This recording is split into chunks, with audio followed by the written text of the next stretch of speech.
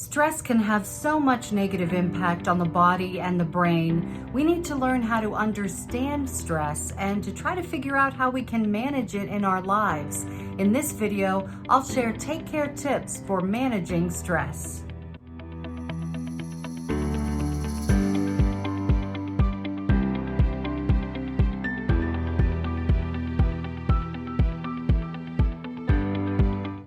Hi there, I'm Jen and I'm the founder of Take Care Tips. On this channel, we give you real-life self-care strategies and 10-minute tips that you can use to take better care of you.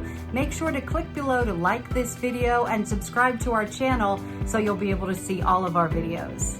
All right, so let's talk about managing stress. And that word managing is important. We don't want to eliminate stress. We couldn't do that even if we did want to. We want to manage the stress in our lives. We don't want to eliminate it because stress is actually a good thing. God gave us this emotion to help us. Think about the basic fight or flight mechanism. If you took any psychology classes, you know what I'm talking about. Fight or flight, it's that primitive response that we have built into our brains. It's like when we encounter a wolf in the woods is the example that you often hear. Our brain goes into high alert. It reduces stress-related hormones, things like cortisol and adrenaline. So it gives us the power and the energy we need to either stay there and fight that wolf or the power that we need to run the heck out of there. So stress can be a very positive thing for the energy, the excitement that it brings and gives our lives. But when we can't manage the stress, and we can't always because it's not always a situation that's as simple as a wolf jumping out in the woods. Not that that's simple, but it's not always that clear cut. So when we run into examples in our daily life where we have kind of a low level stress, it can be very sneaky. There's not anything that maybe jumps out at us that we feel like we have to manage this with some urgency, but it all adds up. And that unmanaged stress in the body is when the problems start. So first, let's look at how we can recognize the symptoms of stress, and some may surprise you. Physical symptoms of stress include things like dry mouth, a fast, hard heartbeat, some breathing problems, a sick stomach, sweaty palms, and tight, jittery muscles. Emotionally, when we feel stress, we can feel tense, of course. We can feel unfocused, irritable, tired.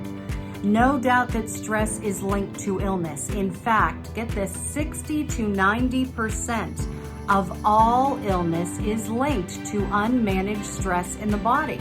60 to 90%. And I wrote down a list of things to give you some examples of some of the most common stress-related illnesses. How about this list? Migraines, or any kind of headache for that matter, ulcers, high blood pressure, acid reflux, heartburn, heart disease, diabetes, asthma, PMS, obesity, infertility, irritable bowel syndrome. It goes on. And then there's this ripple effect that happens. We humans like quick fixes for things. We're this push button society, right? We want to make things go away. So we turn to things like cigarettes, drugs, alcohol, food to try to get rid of that stress very quickly. And that, of course, doesn't do any good at all. In fact, it makes the problems worse. It doesn't address the root problem of the stress, and it causes many more in the process. Now, to try to manage the stress that we're dealing with, let's look at it in two different parts. The first part would be to assess your stress. And by that, I mean, really take some time to take note of what are the things out there that are causing me stress. Some may be very obvious, some may take a little work, but unless we really know what are those things that trigger us, it's going to be very difficult for us to create a plan for how to combat that. And that's the second part of managing stress. Once we identify what are the things out there that are causing us stress on a daily basis, then we need to learn about how to create a healthy plan to cope. The impact of stress in our lives is such a big deal that I made it the first chapter number 1 in all of my books that I've written. And I've interviewed a lot of people over the years, over the 15 years that I've been working with people trying to help them to boost their self-care practices. And I've gained a lot of insight into stress itself, how to manage it, and some tips that we can use. And the number 1 tip that I heard from experts across the board sounds so simple. It's like we need confetti cannons or something to make it more exciting. It's breathing. Breathing is considered an emergency stress relief technique. So the experts say, when you are triggered and you're feeling those stressful feelings, get yourself to a private space, no matter where that is, and just sit yourself down, put your feet flat on the floor. They tell you to put your hands on your belly because they want you to think about this as belly breathing. So really focus on your breathing. When you breathe in through your nose, you're going to feel your belly expand. That makes sense, right? We're taking something in, so something has to expand. So we're going to breathe in slowly through our nose, and we're going to count to 4. Nice, slow breath in, and we'll feel that belly expand, and then we are going to slowly let it out, okay? And just that focused kind of controlled breathing is like slamming on the brakes when you're feeling overwhelmed, when you feel like you just can't handle it anymore.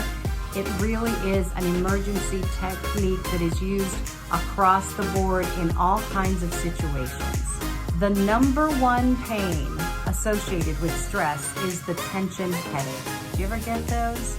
I do. I did anyway before I learned about this technique.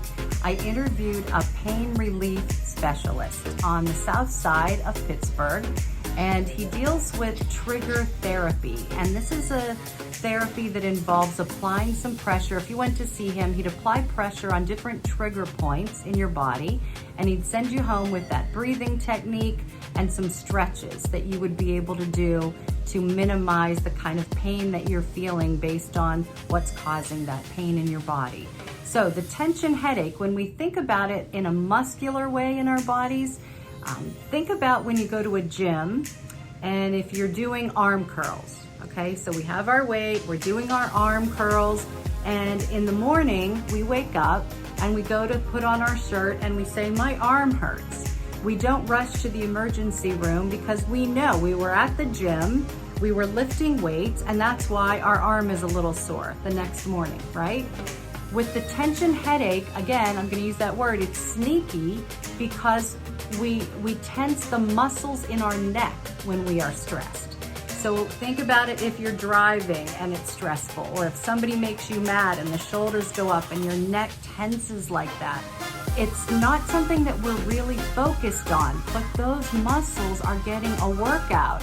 And guess what? When those muscles get tense, the pain from the muscles is referred up into the head. And so that results in a tension headache.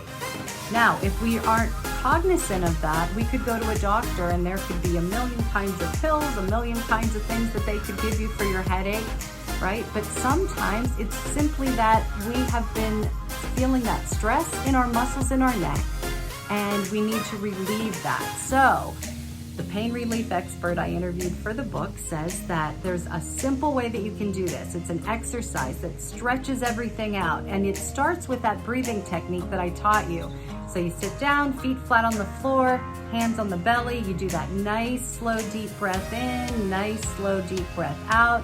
You can even hold it a little bit in between those in and out, breathing, so that you can just give it some extra grounding and some focus. And with that breathing going, you're gonna take your hands, you're gonna put them in like prayer position. If you can put your elbows together, go for it. And then you're going to reach up and bring them around and all the way back down. And even me right now, so I type a lot at the computer. I work a lot, I'm on my Zooms, I'm doing all that. This is such a big stretch. This is kind of like the place right here when you go out like this. Just kind of stretch those arms back and wide and deep and all the way back down and come up through. Do 3 of those with that breathing technique. If you're at work, I don't care where you are. If you need it, you need it. You'll learn who your real friends are when you start doing those kinds of moves, right? Okay, and how about some other quick take care tips to help manage that stress? Do you like tea? I'm a hot tea drinker. It's full of antioxidants. It helps to soothe the body, calm the brain. So this is a good practice to get into. How about essential oils? I use them. I love them. Lavender is a very calming, soothing oil, and there are lots more too. I have the resources for you in the description below, so look for that.